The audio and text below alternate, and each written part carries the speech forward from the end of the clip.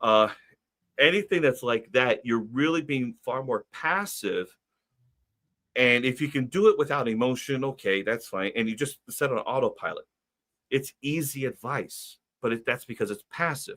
If you want to be more hands on, more tactical with your planning and the financial results, you really want to put yourself in a position where you can be tactical, which means you've got cash reserves where you can get at them quickly, easily, without taxes, without penalties, etc. Um, so, all right, I talked about my financial planning pyramid. So, your situation should tell you when you should begin contributing to these plans, not your employer. By the way, your employer has a very vested interest in having as many people contribute into the 401k plans. And the reason is because there's top hat testing rules.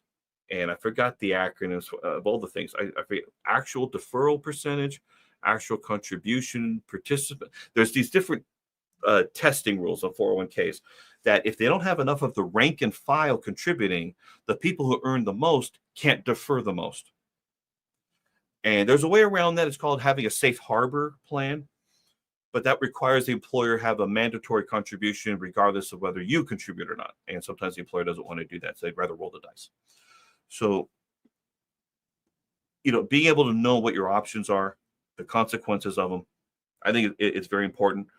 By the way, if I remember right, the Pension Protection Act of 2006, and yeah, I was in the business at that point, and this was kind of a big deal.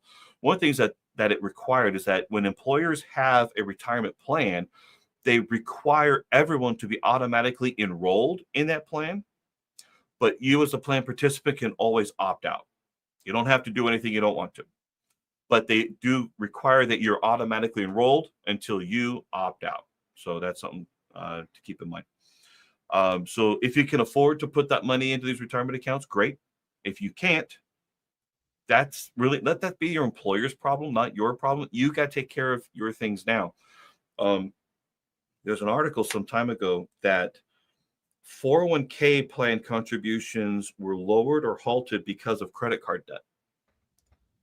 So, I mean, you might think, gee, I need to get this account going. And you do, but then the credit card debt is even worse. And if you end up putting money into a 401k where you can't get at it, and then you have to rob it at some point, when you can get at it to pay off the credit, you're not doing anything.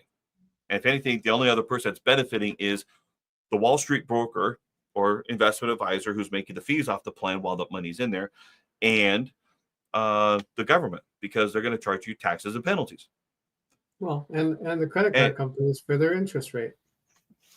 Yeah, well, that's for getting to the debt in the first place.